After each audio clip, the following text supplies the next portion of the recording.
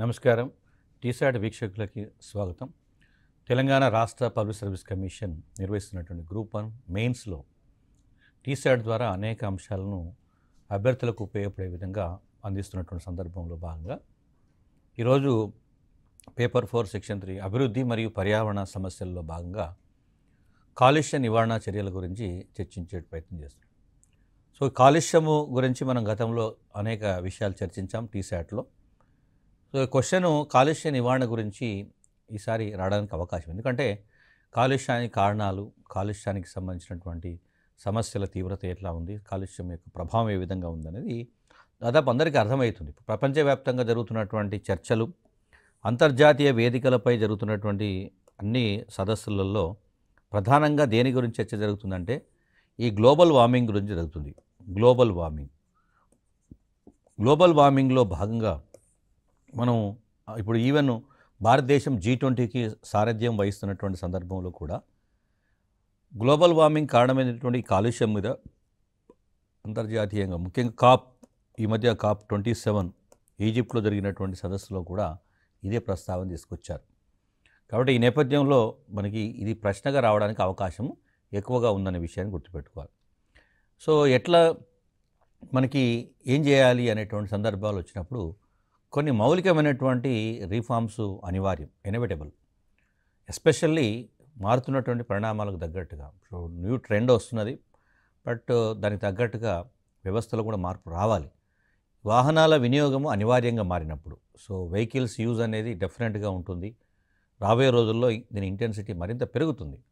అది అభివృద్ధికి సంకేతం కాబట్టి మనం వాహనాల వినియోగాన్ని ఆపలేం. కానీ వాహనాల నుండి వెలువడేటువంటి కాలుష్య కారకాలు అవుతున్నాయో వాటిని మనము పూర్తి స్థాయిలో అక్కడే ఆపగలిగితే, లేదా వాటిని మార్చగలిగితే, వాటి ఇంటెన్సిటీని తగ్గించగలిగితే సమస్య యొక్క తీవ్రత తగ్గుతుంది. 0% చేయలేం. సో కాబట్టి ఏం చేస్తారు, క్యాటలిటిక్ కన్వర్టర్స్ అంటారు. క్యాటలిటిక్ కన్వర్టర్స్ అంటే ఇప్పుడు మనకి వాహనాల సైలెన్సర్స్ నుంచి పొగ వస్తున్నప్పుడు కార్బన్ మోనాక్సైడ్ వచ్చినప్పుడు దాన్ని ఇంటెన్సిటీని తగ్గించేటువంటి ప్రయత్నం కన్వర్ట్ చేసేస్తాం. సో వేరే రూపంలో కన్వర్ట్ చేసేటువంటి ప్రయత్నం జరుగుతుంది. అట్లాగే పరిశ్రమలు, పెద్ద పెద్ద పరిశ్రమల చిమ్నీల నుండి విడుదలయ్యేటువంటి విషవాయువులు ఏవైతున్నాయో అవి బయటికి పెద్ద ఎత్తున మనకి విడుదలవుతాయి పొగలు. అవి అక్కడికి వెళ్లకుండా వాటిని కింది స్థాయిలో స్థిర విద్యుత్ అవక్షేప పద్ధతులు అంటాం.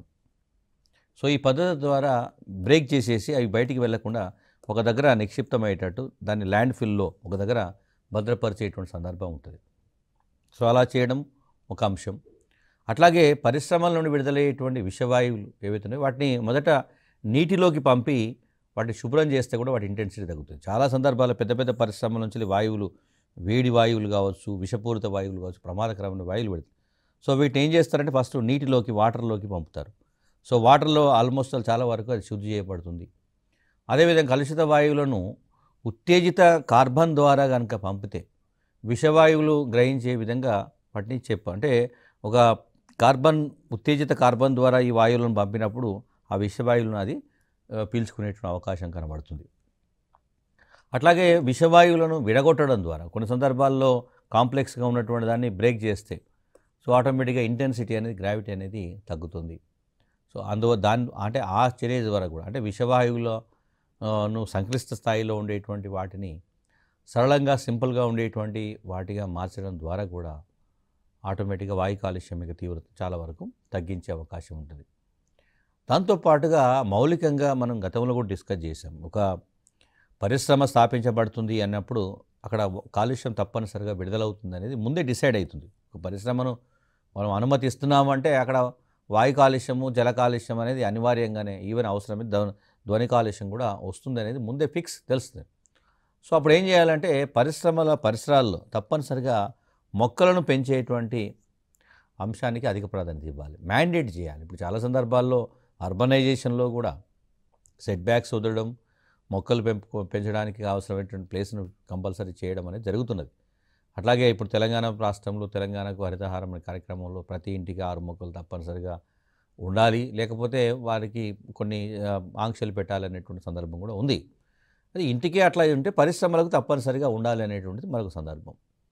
అట్లాగే మోటారు వాహనాల చట్టాలు ఏవైతున్నాయి అనేక సందర్భాల్లో ప్రభుత్వం, కేంద్ర రాష్ట్ర ప్రభుత్వాలు అంతర్జాతీయ సదస్సులు తీర్మానాలకు అనుగుణంగా మోటారు వాహనాల చట్టాలను రూపొందించే ప్రయత్నం చేస్తుంది. బట్ వాటిని సమర్థవంతంగా అమలు చేయాల్సిన అవసరం కూడా ఉందని చెప్తాం. ఎందుకంటే ఫర్ ఎగ్జాంపుల్ ఇంతకుముందు చెప్పాను, ఈ చట్టాల ప్రకారం 15 సంవత్సరాలు దాటినటువంటి వాహనాన్ని రోడ్లపైన తిప్పడానికి వీల్లేదు. సో ఫిట్నెస్ సర్టిఫికేట్ ఉన్నప్పటికీ లేనప్పటికీ ఇక్కడ దాని లైఫ్ స్పాన్ అనేది 15 ఇయర్స్ కంటే ఎక్కువ ఉండదు అని చెప్పినప్పుడు, సో చాలా సందర్భాల్లో మనకి ఈ వెహికల్స్ ఓల్డ్ వెహికల్స్ కూడా తిరుగుతున్నాయి. సో దానివల్ల ఏమవుతుందంటే శిలాజ ఇంధనాల యొక్క దహనం పాక్షికంగా జరిగి ఎక్కువ మొత్తంలో వాయు కాలుష్యం విడుదలవుతున్నటువంటి సందర్భం ఉంది. సో ఈ చట్టంలో అదొక అంశం ఉంటుంది. దీన్ని పూర్తి స్థాయిలో అమలు చేయాల్సినటువంటి అవసరం ఆవశ్యకత ఇక్కడ ఉంది అనే విషయం గుర్తుపెట్టుకోవాలి.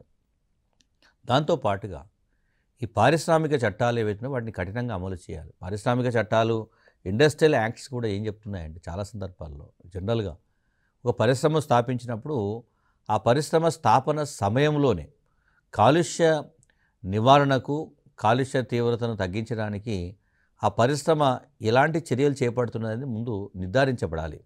అంటే తప్పనిసరిగా అవి ఫుల్ఫిల్ చేస్తేనే పరిశ్రమ తన పారిశ్రామిక ఉత్పత్తులను చేయడానికి అవకాశం ఉండదు పారిశ్రామిక చట్టాలు. బట్ అవి చాలా సందర్భాల్లో ఈ పారిశ్రామిక చట్టాలను పూర్తి స్థాయిలో అమలు చేయకపోవడం వల్ల కూడా మనకు కొన్ని సందర్భాల్లో పరిశ్రమలు ఈ చట్టాలను ఉల్లంఘించడం వల్ల కూడా కాలుష్యం అనేది చాలా ప్రమాదకర స్థాయిలో వాతావరణంలోకి విడుదలవుతున్నటువంటి సందర్భం ఉంది. ఇది దీంతో పాటు మరొక సమస్య ఏంటంటే చాలా సందర్భాల్లో ఈ పరిశ్రమలన్నీ కూడా ఒకే ప్రాంతంలో కేంద్రీకృతమవుతుంది.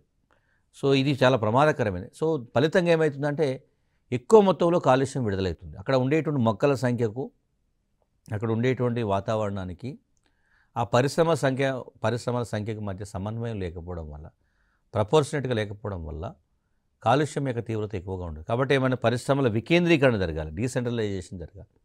సో దీని ద్వారా ఏంటంటే వేరువేరు ప్రాంతాల్లో పరిశ్రమలు ఉండటం వల్ల అక్కడ మొక్కలు వాటిని విషవాయువులను పీల్చుకునే అవకాశం ఉంటుంది, సామర్థ్యం ఉంటుంది. ఇది కేవలము పారిశ్రామిక వికేంద్రీకరణ అనేది కేవలము పర్యావరణ పరంగా కాకుండా అభివృద్ధి పరంగా కూడా మంచి సంకేతం. ఎందుకంటే ఒకే ప్రాంతంలో పరిశ్రమలు స్థాపించబడితే ఆ ప్రాంతం మాత్రమే అభివృద్ధి చెందుతుంది, మిగతా ప్రాంతాలు వెనుకబడిపోయేటువంటి ప్రమాదం ఉంటుంది. అందులో అనేక రకాల సమస్యలు తలెత్తుతాయి, మళ్ళీ అనేక రకాల ఉద్యమాలు కూడా తలెత్తుతాయి. సో కాబట్టి పరిశ్రమల వికేంద్రీకరణ అనేది కూడా చాలా ముఖ్యమైన అంశం. అంతేకాకుండా ఈ పరిశ్రమలను జనావాసాలకు దూరంగా ఏర్పాటు చేయడం కూడా చాలా ముఖ్యమైన అంశం. చాలా సందర్భాల్లో ఇప్పుడు సిటీ అవుట్స్కట్స్లో, సో చాలా దూరంగా మా జనావాసాలకు సంబంధం లేని ప్రాంతాల్లో ఈ పరిశ్రమలు కనుక ఏర్పాటు చేస్తే పరిశ్రమల నుంచి వచ్చేటువంటి కాలుష్యం యొక్క తీవ్రత ఈ జనావాసాలపైన పడదు. అట్లా కాకుండా ఇంకొకటి మనకి వికేంద్రీకరణ ప్లస్ జనావాసాలకు దూరంగా చెప్పే సందర్భాల్లో ఈ వేస్ట్ ల్యాండ్స్ ఏవైతున్నాయి, బంజరు భూములు కానీ, నిరుపయోగ భూములు, కొండలు, గుట్టలు ఇట్లాంటి ప్రాంతాల్లో పరిశ్రమలు కనుక ఏర్పాటు చేస్తే ఒక రకంగా అక్కడ ఉండేటువంటి నిరుపయోగ భూములు కూడా వినియోగంలోకి వచ్చినట్టయితే ఇప్పుడు చాలా సందర్భాల్లో పారిశ్రామిక కారిడార్లు, స్పెషల్ ఎకనామిక్ జోన్స్ ఇట్లాంటివి ఏర్పాటు చేసిన సందర్భాల్లో కూడా ప్రభుత్వం కొంతవరకు నివాసయోగ్యంగా లేనటువంటి ప్రాంతాలు, వ్యవసాయానికి అనుగుణంగా లేనటువంటి ప్రాంతాలు, ఎడారి ప్రాంతాలు, వాటికి సంబంధించి ముఖ్యంగా మౌలిక సదుపాయాలు కనుక కల్పిస్తే, నీరు, విద్యుత్తు, రోడ్డు సదుపాయం కనుక కల్పించగలిగితే ఆటోమేటిక్గా ఎక్కడ పరిశ్రమ ఎక్కడైనా వాళ్ళకి కావాల్సినటువంటి మౌలిక సదుపాయాలు ఏవైతే ఉంటాయో అవి వ్యవసాయ భూమిలో చేసినా, జనావాసాల మధ్య చేసినా, ఎడారి ప్రాంతంలో చేసినా వారికి కావాల్సినటువంటి మౌలిక సదుపాయాలు అవే ఉంటాయి, విద్యుత్తు, నీరు, రోడ్డు. సో ఇవి మౌలికమైన అంశాలు కాబట్టి చాలా అభివృద్ధి చెందుతున్నటువంటి దేశాలు ఇప్పుడు ఈ ట్రెండ్కు మారుతున్నాయి. అంటే వికేంద్రీకరణ, పారిశ్రామిక వికేంద్రీకరణ జరుగుతూ నిరుపయోగ భూముల్లో పరిశ్రమల స్థాపనకు అధిక ప్రాధాన్యత ఇచ్చేటువంటి ప్రయత్నం జరుగుతుంది. అట్లాగే ఇంతకుముందు ఈ రైల్వేస్ అంతా కూడా బొగ్గుతో నడిచేటువంటి రైళ్లు ఉండేవి. సో దానివల్ల మనకి ఎక్కువ మొత్తంలో పొగ లేదా వాయు కాలుష్యం విడుదలయ్యేటువంటి సందర్భం. ఇప్పటికీ చాలా సందర్భాల్లో ఇంకా కొన్ని ప్రాంతాల్లో ఈ రైల్వేలు ముఖ్యంగా పూర్తి స్థాయిలో 100% విద్యుదీకరణ జరగలేదు. యాక్చువల్గా రైల్వే లైన్స్ ఏవైతున్నాయో అవి జరగలేదు. సో కాబట్టి వాటిని రైల్వేలన్నింటినీ కూడా 100% విద్యుదీకరణ జరిగే విధంగా చూడాలి. విద్యుత్తోనే నడిచేటువంటి రైళ్లను మనం అనుమతించాలనేటువంటి సందర్భం కూడా ఉంది. అట్లాగే వాహనాల విషయానికి వచ్చేసరికి మనకు చాలా సందర్భాల్లో ఈ పెట్రోల్ కానీ లేదా డీజిల్ ఈ వీటిని మనం ఎక్కువగా ఉపయోగిస్తున్న సందర్భం ఉంది. సో వాటి ద్వారా అనేక రకాల కాలుష్య కారకాలు బయటికి విడుదలవుతున్నాయి. కాబట్టి వాటి ప్లేస్లో సిఎన్జి వాడకాన్ని ప్రోత్సహించడం అనేది చాలా కీలకమైన sir. So compressed natural gas దీని ద్వారా కాలుష్యం అనేది చాలా తక్కువ మొత్తంలో విడుదలయ్యే అవకాశం ఉంటుంది. అంతేకాకుండా ముఖ్యంగా ఈ మధ్య కాలంలో ప్రపంచవ్యాప్తంగా ఎక్కువ చర్చ ఏంటంటే సంప్రదాయేతర ఇంధన వనరుల వినియోగం పైన ఎక్కువగా చర్చ జరుగుతున్నది. సో ముఖ్యంగా సోలార్ ఎనర్జీ, అట్లాగే పవన విద్యుత్, విండ్ ఎనర్జీ ఏదైతుందో, టైడల్ ఎనర్జీ అలల నుంచి వచ్చేటువంటి విద్యుత్తును అంటే ఆ శక్తిని విద్యుత్ శక్తిగా మార్చేటువంటి ప్రయత్నాలు జరుగుతున్నాయి. ఎస్పెషల్లీ ఈ సోలార్ విద్యుత్ పైన ఎక్కువగా కాన్సన్ట్రేట్ చేయడం జరిగింది. ఇప్పటికీ అందుకే తప్పనిసరిగా అది ఈవెన్ నివాసాల్లో కూడా సోలారు వినియోగాన్ని, సోలారుకి సంబంధించినటువంటి వ్యవస్థలను ఎక్కువ ప్రచారం చేయడం, దాన్ని అందరికీ రేచివేయటం. ఈవెన్ కేంద్ర ప్రభుత్వం కూడా సబ్సిడీకి 30% సబ్సిడీకి ఈ సోలార్ని అందించేటువంటి ప్రయత్నం చేయడం ద్వారా కొంతవరకు వాయు కాలుష్యం యొక్క తీవ్రతను మనం తగ్గించే అవకాశం, అంటే ఇండైరెక్ట్గా ఈ థర్మల్ విద్యుత్తు వాడకాన్ని మనం తగ్గించగలుగుతున్నామంటే ఒకటి బొగ్గు గనులను కాపాడుతున్న వాళ్ళ మీద ఇవి వినియోగించే కొద్దీ తరిగిపోయేటువంటి వనరులు, ఒకటి తరిగిపోతే లాస్ట్కి మనకి ఏమీ మిగలదు. అంటే ఈ సంప్రదాయేతర ఇంధన వనరులు కనుక మనం వినియోగించడం మరింత పెంచగలిగితే ఆటోమేటిక్గా ఈ వాయు కాలుష్యం యొక్క తీవ్రతను మనం తగ్గించే అవకాశం ఉంటుంది. అట్లాగే కాలుష్యానికి సంబంధించి ముఖ్యంగా పరిశ్రమల విషయంకి వస్తే ఈ పరిశ్రమలలో చాలా సందర్భాల్లో అంటే వాయువులు బాగా వేడిగా ఉంటాయి, పరిశ్రమ నుంచి విడుదలయ్యేటువంటి వాయువులు వేడిగా ఉంటాయి. అవి మనం చాలా ఎత్తైనటువంటి ప్రాంతాల ఉండే విధంగా పొగగొట్టాలని కనుక మనం ఏర్పాటు చేస్తే సో అవి జనరల్గా ఆ ప్రాంతంలోనే వాయు కాలుష్యాలను శుద్ధి చేసే సందర్భం కూడా కనబడుతుంది. ఒకటి అవి వాతావరణంలోకి పూర్తిగా అంటే ఎక్కువ దూరం ప్రయాణించడంలో వాటి యొక్క ఇంటెన్సిటీ తగ్గేటువంటి అవకాశం ఉంటుంది. దాంతోపాటు ఆ చుట్టుపక్కల ప్రాంతాల్లో మొక్కలు ఎక్కువగా పెంచడం ద్వారా వాటిని శుద్ధి చేసేటువంటి అవకాశం ఉంటుంది. అట్లాగే మనకు చాలా సందర్భాల్లో ఈ శిలాజ ఇంధనాల్లో ప్రధానంగా ముఖ్యంగా పెట్రోల్, డీజిల్, ఈ పెట్రోల్ డీజిల్ శుద్ధి చేసేటప్పుడు మనకి మౌలికంగా సల్ఫర్ మరియు లెడ్ అనే మూలకాలు ఉంటాయి.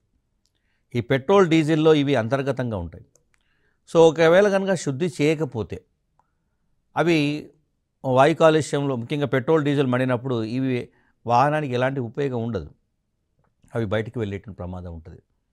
సో వీటిని ఏం చేయాలి అంటే ఈ ముందుగానే వేరు చేయాలి. శిలాజ ఇంధనాల నుండి, పెట్రోల్ నుండి కానీ డీజిల్ నుండి కానీ ఈ లెడ్ లేదా సల్ఫర్ లాంటి విషపూరితమైనటువంటి ప్రమాదకరమైనటువంటి వాయు కాలుష్య కారకాలు ఏవైతున్నాయో వాటిని ముందుగానే వేరు చేయాల్సినటువంటి అవసరం ఎంతైనా ఉంది అనేది గుర్తుపెట్టుకోవాలి. అట్లాగే వాహనాల విషయానికి వచ్చేసరికి మనం వాహనాల నుండి ఎక్కువ మొత్తంలో కాలుష్యం విడుదలవుతుంది కాబట్టి వాటిలో ఈ మనం వరద సందర్భాల్లో మనకి వాహనాల నుంచి పొగ బయటకు ఎందుకు వస్తున్నది అన్నప్పుడు ఈ కార్బొరేటర్కి కి సంబంధించిన గాలి కానీ లేదా ఇంధన నిష్పత్తి ఏదైతుందో అంటే అక్కడ ఎంత మొత్తంలో ఇంధనం మండుతుందో దానికి తగ్గట్టుగా ఆ గాలి సరఫరా ఉండేటట్టు చూడాలి. సో ఇంధనం కూడా ఒక రేషియో ప్రకారం దాంట్లోకి వెళ్ళే ప్రయత్నం జరగాలి. బట్ కొన్ని వాహనాలు సరైనటువంటి కండిషన్ లేకపోతే అంటే రెగ్యులర్గా సర్వీస్ చేయించకపోయినా లేదా పాత వాహనాలను అదే విధంగా ఉపయోగిస్తున్నా ఈ నిష్పత్తి అనేది సరిగా ఉండదు. సో కాబట్టి మనము ఈ ఇంధనం పూర్తిగా దహనం జరగదు, మండదు. కాబట్టి మనకు ఎక్కువ మొత్తంలో మనకి విషపూరితమైనటువంటి వాయువులు విడుదలయ్యేటువంటి ప్రమాదం ఉంటుంది. సో ముఖ్యంగా దేశంలో ప్రతి సంవత్సరం సగటున ఒక 10 లక్షల హెక్టార్ల అడవులను అభివృద్ధి చేస్తే తప్ప ఇప్పుడు వాయు కాలుష్య తీవ్రతను మనం నివారించలేని పరిస్థితి ఏర్పడింది. అంటే ఇంతవరకు జరిగినటువంటి డ్యామేజ్ చాలా ఎక్కువగా ఉంది. సో భవిష్యత్తులో ఈ డ్యామేజ్ జరగకుండా మనం ఆపగలగాలి అంటే సో యావరేజ్గా ఒక 10 లక్షల హెక్టార్లలో అడవులను అభివృద్ధి చేయాల్సినటువంటి అవసరము ఉంది. అంతకంటే ఎక్కువ కూడా చేయొచ్చు. ఇప్పుడు మనకి మామూలుగా ఏమంటున్నా ఒక భౌగోళిక ప్రాంతంలో కనీసం 33%, 1/3, 33% తప్పనిసరిగా ఉండాలి అనేటువంటి భావన. సో అవి ఉండకపోగా క్రమంగా తగ్గుతూ వస్తున్నది. కాబట్టి దీన్ని భర్తీ చేయడం కోసం అడవులను మనం క్షీణించకుండా నివారణ చర్యలు చేపట్టడంతో పాటు యావరేజ్గా ప్రతి దేశం భారతదేశానికి విషయానికి వస్తే మనకి గత 50 సంవత్సరాల నుంచి పదే రిపీటెడ్గా అడవుల అభివృద్ధి కోసం ప్రత్యేకమైనటువంటి చర్యలు చేపట్టాలని ప్రభుత్వాలు అనేక కార్యక్రమాలు చేపడుతున్నాయి. బట్ అయినప్పటికీ అది సక్సెస్ కాదు. తెలంగాణ లాంటి రాష్ట్ర ప్రభుత్వాలు ఈ హరితహారం లాంటి కార్యక్రమాల ద్వారా కొంతవరకు విజయం సాధించినట్టే మనకు స్పష్టంగా అనేక అధ్యయనాల్లో వెల్లడైంది. అట్లాగే మనకి పరిశ్రమల్లో విషయానికి వస్తాయి. ఇప్పుడు ఎక్కువగా వాహనాలు, పరిశ్రమల నుండి మనకి ఎక్కువగా వాయు కాలుష్యము విడుదలవుతున్న సందర్భాలు. దీంట్లో ఏమవుతుందంటే పరిశ్రమల్లో ఫస్ట్ వాయువు బయటికి విడుదలవుతున్నప్పుడు దాన్ని ఆపగలగాలి. అంటే ఒకసారి బయటికి వాతావరణంలోకి విడుదలైనటువంటి వాయువును మనం ఇంకా ఆపడానికి సాధ్యం కాదు. కాబట్టి ప్రెసిపిటేటర్లను కనుక వాడితే అవి ఆ వాయువులు అక్కడే ముద్దగా మారిపోతాయి. లేదా ఫిల్టర్లను కనుక ఉపయోగించగలిగితే కూడా అవి అక్కడే స్టక్ అయిపోతాయి. సో వాటిని సేఫ్టీ ప్లేస్లో ఎక్కడన్నా దాన్ని డిస్పోజ్ చేసేటువంటి అవకాశం ఏర్పడుతుంది. సో ప్రెసిపిటేట్ అవక్షేపం చెందే విధంగా అంటే వాయు రూపంలో ఉండేటువంటి విషపూరితమైనటువంటి ఆ వాయువులను ద్రవ రూపంలోకి లేదా ఘన రూపంలోకి మనం మార్చగలిగితే వాటిని తీసుకెళ్ళి ఎక్కడ ల్యాండ్ లోపల సేఫ్టీ ప్లేస్లో వాటిని డిస్పోజ్ చేసేటువంటి అవకాశం ఉంటుంది. అంతేకాకుండా ఇదంతా ఒక ఎత్తు, కానీ వాస్తవంగా మనం ప్రజల్లో ఎంత చైతన్యం కల్పించినా, ఎన్ని రకాల కార్యక్రమాలు చేపట్టినా, ఎన్ని రకాల చట్టాలు విధానాలను రూపొందించి అమలు చేస్తున్నప్పటికీ కూడా జనరల్గా మనం పూర్తి స్థాయిలో దాన్ని నివారించలేని పరిస్థితి ఏర్పడుతున్నది. దానికి అంతిమంగా చేయాల్సినటువంటి ప్రధానమైనటువంటి నివారణ చర్య ఏంటంటే prevention is better than cure అంట. మనం తర్వాత ఒకసారి ఒక వాహనము అది కాలుష్యాన్ని విడుదల చేసిన తర్వాత ఆ కాలుష్యాన్ని నివారించేటువంటి చర్యలకు బదులుగా అసలు వాహనమే కాలుష్యాన్ని విడుదల చేయకుండా చూసే విధంగా ఆధునిక సాంకేతిక పరిజ్ఞానాన్ని ఉపయోగించడం అనేది ఉత్తమమైన పద్ధతి. సో వాహనము కాలుష్యాన్ని విడుదల చేయని విధంగా రూపొందించబడితే, లేదా తక్కువ కాలుష్యాన్ని విడుదల చేసే విధంగా దాన్ని రూపొందించబడితే చాలా వరకు మనం వాయు కాలుష్యాన్ని నివారణ. అందుకే యూరో 1, యూరో 2, భారత్ 1, భారత్ 2 ప్రమాణాలు. ఇవేంటి యూరో 1, యూరో 2, భారత్ 1, 2 ప్రమాణాలు ఏంటివంటే ఈ వాహనాల నుండి కాలుష్యం అనేది విడుదల చాలా గణనీయంగా తగ్గించే విధంగా ఆధునిక సాంకేతిక పరిజ్ఞానాన్ని ఉపయోగించి, అందుకే మనం హాల్మార్క్ బంగారం లాంటి హాల్మార్క్ అంటే ఎట్లయితే ట్రెండ్ అట్లాగే ఐఎస్ఐ ముద్ర అని ఎట్లయితే అంటామో వాహనాల విషయంలో కూడా యూరో 1, యూరో 2 ప్రమాణాలు పాటించారా లేదా, అంటే ఇంజన్ ఆ విధంగా ఆధునిక సాంకేతిక పరిజ్ఞానంతో తయారు చేశారా లేదా, అలా ఉన్నటువంటి వాహనాలని కొనాలి, అలాంటి సాంకేతిక పరిజ్ఞానం ఉన్నటువంటి వాహనాలను మాత్రమే తయారు చేయాలి అనే కండిషన్ కనుక మనం ఇప్పుడు పెట్టినందువల్ల చాలా వరకు బయటకు వచ్చిన తర్వాత వాటి నుంచి మనకు ప్రమాదం తక్కువగా ఉంటుంది. సో తయారీ సమయంలోనే కనుక అనేక జాగ్రత్తలు తీసుకోగలిగితే, అనేక అంశాలను కనుక పరిగణలోకి తీసుకోగలిగితే చాలా వరకు సమస్యను పరిష్కరించేటువంటి అవకాశం కనబడుతుంది. అట్లాగే కొన్ని ప్రమాదకరమైనటువంటి వాయువుల విషయంలో, ఫర్ ఎగ్జాంపుల్ లేజర్ కిరణాలను ఉపయోగించి ఏరోజాల్స్ కానీ, సల్ఫర్ డయాక్సైడ్ కానీ, కార్బన్ మోనాక్సైడ్ కానీ వంటి హానికరమైన వాయువుల యొక్క తీవ్రతను, గాఢతను మనం తగ్గించేటువంటి అవకాశం ఉంటుంది. అంటే ఎక్కడ ఎలాంటి వెసులుబాటు ఉంటే మనకు ఆ విధంగా నివారించేటువంటి ప్రయత్నాలు చేయవచ్చు.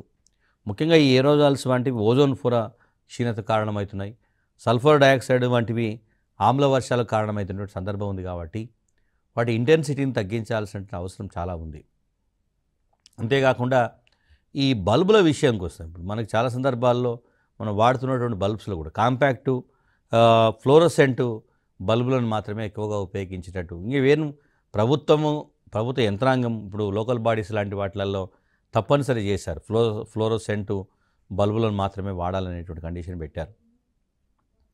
దాంతోపాటుగా మనకి ఈ స్క్రబ్బర్లను ఉపయోగించాం పరిశ్రమల్లో కానీ లేదా వాహనాల తయారీలో కానీ స్క్రబ్బర్స్ కానీ, అది పీల్చుకునేటువంటి శక్తి ఉన్నటువంటి వాటి ఫిల్టర్లను కానీ, అట్లాగే మనకి తడి పొడి సేకరణ పరికరాలను ఎలక్ట్రోస్టాటిక్ ప్రెసిపిటేటర్లు అంటాం.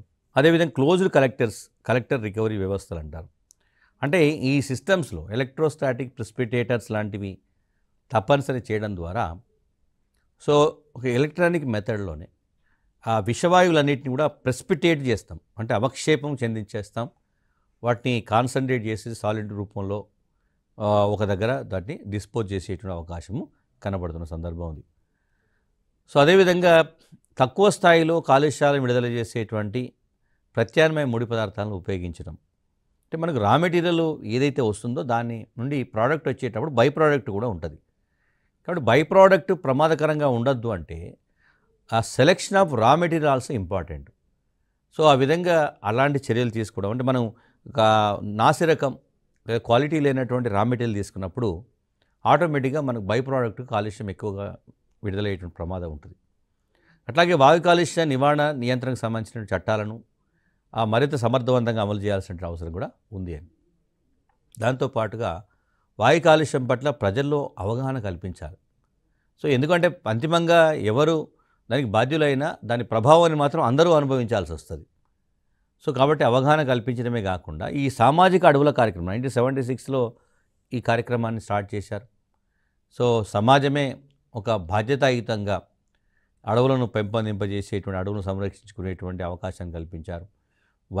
వన సంరక్షణ సమితులను కూడా ఏర్పాటు చేశారు. ప్రత్యక్షంగా ప్రజలు అడవుల పెంపకంలో భాగస్వాములయ్యేటువంటి అవకాశాన్ని ఈ కార్యక్రమం చాలా వరకు ప్రోత్సహించింది. కాబట్టి వాయు కాలుష్య నివారణలో ఒక రకంగా ప్రజలు ప్రత్యక్షంగా పాల్గొన్నటువంటి సందర్భం ఏర్పడింది. కాబట్టి ఇలాంటి చర్యలు మరింత చేపట్టాలి. దాంతోపాటు కొన్ని పద్ధతులు నివారణ మరియు నియంత్రణ పద్ధతులు కనుక వస్తే ఈ పరిశ్రమలు వాహనాలు కానీ ఇతర రకాల ఇంధనాల వినియోగం బొగ్గు అదేవిధంగా వీటి వల్ల కాలుష్యం ఏర్పడుతుంది కాబట్టి వాటిని తగ్గించాలి. అట్లాగే కాలుష్య నియంత్రణకు సంబంధించి చెప్పేటప్పుడు ఈ రేణు ఉద్గారం అంటే పార్టికల్స్ రిలీజ్ అవుతుందో వాటిని కానీ లేదా గ్యాస్ పార్టికల్స్ అంటాం, అవి చాలా ప్రమాదకరంగా ఉంటాయి. చాలా తక్కువ సైజులో ఉంటాయి. బట్ అవి మానవుల్లో కానీ జంతువుల్లో కానీ వెళ్ళినప్పుడు అత్యంత ప్రమాదకరమైన వ్యాధులను కలిగించే అవకాశం ఉంటుంది. సో ఈ రేణువులు అంటే ఆల్మోస్ట్ పొగ రూపంలో ఉండొచ్చు, మసి రూపంలో ఉండొచ్చు, దుమ్ము రూపంలో కూడా ఉండేటువంటి అవకాశం ఉంది. సో ఇవి ముఖ్యంగా ఎక్కువగా పరిశ్రమ నుంచి విడుదలవుతాయి. అట్లాగే కొన్ని సందర్భాల్లో వ్యవసాయం నుంచి కూడా విడుదలవుతున్న సందర్భం ఉంది. ఈ పార్టిక్యులేట్ ఏవైతున్నాయో రేణు ఉద్గారానికి సంబంధించి ఎట్లా నియంత్రించాలి అనే దానిలో సైక్లోన్ సెపరేటర్ అనేటువంటి వ్యవస్థను, అదే ఫ్యాబ్రిక్ ఫిల్టర్ కలెక్టర్స్ వంటి వ్యవస్థలను, తడి స్క్రబ్బర్ ఎలక్ట్రోస్టాటిక్ ప్రెసిపిటేటర్లను ఉపయోగించి మనం రేణు ఉద్గారాలను నియంత్రించేటువంటి అవకాశం ఉంటుంది. సో ఇది ఒక టెక్నాలజీ, ఆధునిక సాంకేతిక పరిజ్ఞానాన్ని ఉపయోగిస్తున్నటువంటి సందర్భం కనబడుతుంది. అంటే రేణువులు ఏవైతున్నాయో వాటిని సైక్లోన్ సెపరేటర్ ద్వారా కానీ ఫ్యాబ్రిక్ ఫిల్టర్ కలెక్టర్ల ద్వారా కానీ ఏర్పాటు చేయడం. ఈ సైక్లోన్ సపరేటర్స్ ఏవైతున్నాయో ఇవి స్టాక్ వాయువుల నుండి రేణువులను వేరు చేయడానికి ఉపయోగపడతాయి. సో ఇక్కడ అపకేంద్ర బలాలను ఉపయోగించి వీటిని సపరేట్ చేయడం జరుగుతుంది. ఈ స్టాక్ వాయువులను సైక్లోన్ సెపరేటర్లకు పంపితే సో ఈ అపకేంద్ర బలాల వల్ల అభికేంద్ర బలాలు రెండు రకాల బలాలు ఉంటాయి ఫిజిక్స్లో. అపకేంద్ర బలాల వల్ల ఈ రేణువులన్నీ కూడా పరికరం యొక్క గోడల నుండి దూరంగా నెట్టివేయబడతాయి. జరిగి క్రమంగా అడుగు భాగానికి చేరి వాయువులు పరికరం పై భాగం నుంచి బయటికి వెళ్ళేటువంటి అవకాశం ఉంటుంది.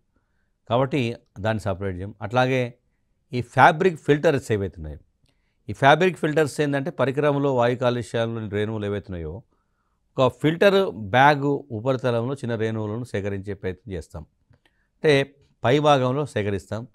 పెద్దవి ఏవైతున్నాయో అవి తొట్టిలోకి చేరేటువంటి అవకాశం ఉంది. చిన్న చిన్నవి పైన ఉంటాయి, మిగతావన్నీ బరువు ఉండటం వల్ల తొట్టిలోకి చేరుతాయి.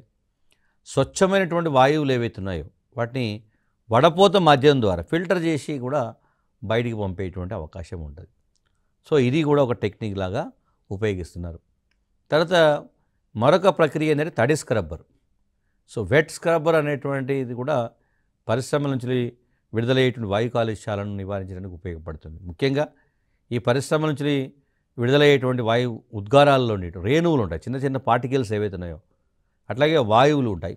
వాటిని ఈ స్క్రబ్బర్ ద్రావణాన్ని ఉపయోగించి కలెక్ట్ చేసే ప్రయత్నం చేస్తారు. అంటే జనరల్గా మనం ఇప్పుడు ఏదైనా దుమ్ము తుడుస్తున్నప్పుడు తడిబట్టతో తుడిస్తే ఆ దుమ్మంతా కూడా తడిబట్ట అంటుకుంటుంది. అట్లాగే ఇవి పార్టికల్స్ చిన్న చిన్న పార్టికల్స్ కాబట్టి ఇవి తడి అంటే స్క్రబ్బర్ ద్వారా సో వెట్ స్క్రబ్బర్ ద్వారా వాటిని ఉపయోగిస్తారు. సో సాధారణంగా రేణువులను సేకరించడానికి వీటిని ఉపయోగించే ప్రయత్నం చేస్తారు. మరొక ముఖ్యమైనటువంటి సందర్భం ఏంటంటే ఎలక్ట్రోస్టాటిక్ ప్రెసిపిటేటర్స్ అంటాం. ఈ ఎలక్ట్రోస్టాటిక్ ప్రెసిపిటేటర్ ఇవి ఎక్కువగా వాహనాలు ప్రస్తుతం దాదాపు అన్ని రకాల కంపెనీలు వీటిని ఉపయోగించడానికి ప్రయత్నం చేస్తున్నాయి. హై వోల్టేజ్ ఉండేటువంటి విద్యుత్ క్షేత్రాన్ని ఏర్పాటు చేస్తారు. హై వోల్టేజ్ విద్యుత్ క్షేత్రం ఏర్పాటు చేసి సో దాని గుండా ఉద్గార వాయువులను పంపేటువంటి ప్రయత్నం చేస్తాం. ఎప్పుడైతే హై వోల్టేజ్ ఉంటుందో ఈ వాయువులు వెళ్ళినప్పుడు అవి అయాన్స్గా విడిపోతాయి, మరి బ్రేక్ అయిపోతాయి. అంత హై టెంపరేచర్లో అవి అయాన్లుగా విడిపోయి వాటికి విద్యుదావేశము ఉన్నది కాబట్టి, అంటే పాజిటివ్ నెగిటివ్ విద్యావేశం ఉంటుంది కాబట్టి ఈ వాయువులు ఏవైతున్నాయో అవన్నీ కూడా డిశ్చార్జ్ తీగల ద్వారా సేకరణ ఫలకాల నుండి ప్రసరింపజేసినప్పుడు అందులో ఉన్నటువంటి వాయువులను సేకరిస్తాం. అంటే ఇక్కడ పాజిటివ్ ఉన్నవి నెగిటివ్ ఉన్నటువంటి మూలకాలని పాజిటివ్ దగ్గరికి అట్రాక్ట్ అవుతాయి. అదేవిధంగా పాజిటివ్ అనేవి కూడా నెగిటివ్ పలక పైన అట్రాక్ట్ అయ్యేసి హై టెంపరేచర్ను ఫస్ట్ అయనైజేషన్ జరుగుతుంది, అయనీకరణ చెందుతుంది. కాబట్టి ఆవేశాల ఆధారంగా సో అవి వేరు వేరు ప్రాంతాలకు చేరవేయబడితే అక్కడ నుంచి సపరేట్ చేస్తారు. అట్లాగే మరొక ప్రక్రియ అనేది గ్యాసియస్ ఎమిషన్ కంట్రోల్ లేదా వాయు ఉద్గార నియంత్రణ అంటాం.